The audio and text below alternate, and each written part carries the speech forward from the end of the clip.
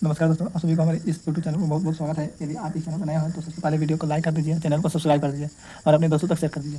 तो बिना time waste करते हुए लेके आते हैं कुछ टॉपिक। आज का टॉपिक जैसे कि आपको पता है, टॉपिक चल रहा है प्रश्नावली 2.2 यानी बहुपद। ठीक है, चैप्टर। तो सबसे पहले बहुपद आप लोग को मालूम है द्विघात बहुपद किससे कहते हैं, यानी ए एक्स स्क्वायर या प्लस या माइनस बी एक्स या प्लस या माइनस सी, ये द्विघात बहुपद हो गया। ठीक है, यानी ये बी और ये सी। ए बी सी क्या है, अचर है। ठीक है, यानी संख्यात्मक मान है। ठीक, चलिए।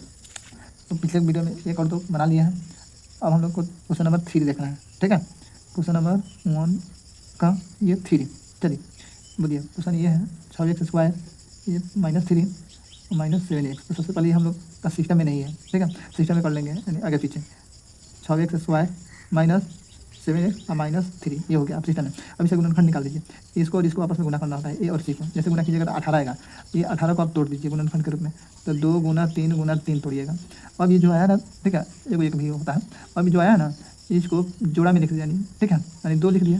तो ये 3 3 9 1 9। ठीक है, उसके बाद फिर 3 गुना मतलब 2 3 6, ये 6 लिख दिए। उसके बाद क्या हो जाएगा, ये 3 1 3। उसके बाद फिर 18 को कितना हो जाएगा, यानी 6 6 18, 18 गुना 1।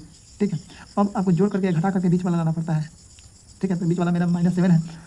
थोड़ा देर आते हैं इसमें, किसको किसको लेंगे, इसको जोड़िएगा तो 11 हो जाएगा, घटाइएगा तो क्या हो जाएगा 7 हो जाएगा। यानी माइनस में लाना है तो बड़ा वाला को प्लस में और छोटा वाला को माइनस में। तो यही हम लोग का लेना पड़ेगा, यही हम लोग को लेना पड़ेगा। तो ये क्या हो जाएगा, यानी 6x², ठीक है, प्लस 2x माइनस कितना ना 9x माइनस 3।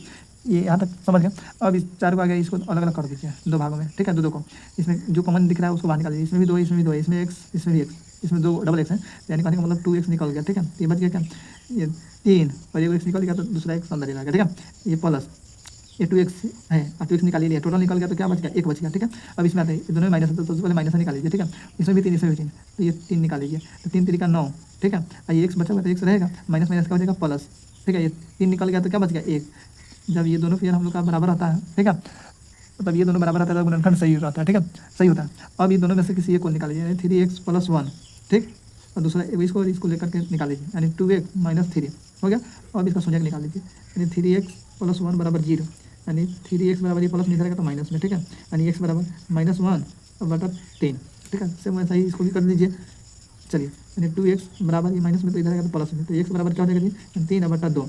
ये आपका चला है शून्य। ठीक है, इसको और 2 नाम से जानते हैं, एक शून्य बोलिए या अल्फा बीटा बोलिए या मूल बोलिए। यदि आप इसको अल्फा बोल रहे हैं तो इसको बीटा बोलना पड़ेगा, ये इसको बीटा बोल रहे हैं, सॉरी इसको अल्फा बोल रहे हैं तो इसको बीटा बोलना पड़ेगा। ठीक है, ये ध्यान में रखिएगा।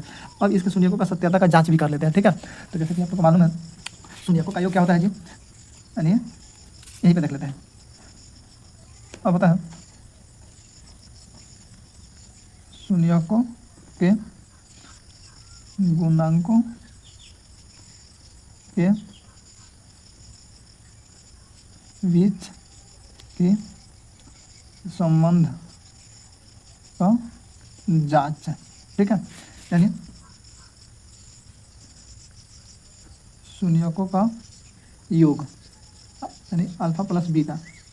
योग है तो अल्फा प्लस बीटा बराबर क्या होता है, -b/a होता है। ठीक है, चलिए अल्फा का मान क्या है, -1/3 है, ये प्लस बीटा का मान क्या है, ये 3/2 आया बराबर। चलिए अब देखिए, ये माइनस फार्मूला का है, बी का मान क्या है, तो माइनस यहाँ से नहीं, यहाँ से आएंगे। ठीक है, -7 है तो ये -7 हो गया। ठीक है, ये तो आपका फार्मूला का माइनस है। अब बटा ए का मान क्या हुआ, तो ए का मान आपका 6 हो गया। ठीक है, चलिए इसका एलसीएम लीजिएगा, 6 आएगा, यानी 2 तो -2 एकम 2 आ जाएगा। ठीक है, ये प्लस कितना मतलब है, 3 और 3 का 9 हो जाएगा। ठीक है, बराबर माइनस माइनस क्या हो गया जी, प्लस 7/6। इसका कैलकुलेशन कीजिएगा तो 7/6 आएगा, ये भी 7/6 आ गया। ठीक है, दोनों इक्वेशन बराबर, मतलब दोनों पक्ष बराबर है, तो इस प्रकार से हम लोग का ये क्या होगा जी, इसका सत्याता, मतलब इस प्रकार से हम लोग प्रूव कर दिए। अब आते हैं शून्यकों का गुणनफल। क्या था जी, शून्यकों का गुणनफल। शून्यकों का गुणनफल होता है यानी अल्फा इंटू बीटा। क्या होता है जी, अल्फा इंटू बीटा। ये होता है मतलब सॉरी c/a होता है। क्या होता है, c/a।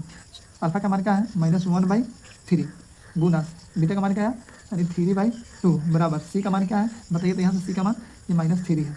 ठीक है, और a का मान क्या है, तो a का मान आपका 6 है। ठीक है, ये सही है कैंसिल, -1/2, 3 एकम 3 3 गुना 6, ये भी आ गया -1/2, ये भी हम लोग का बराबर है। तो इस प्रकार से हम लोग लिख देंगे ये प्रूव। ठीक है, तो क्वेश्चन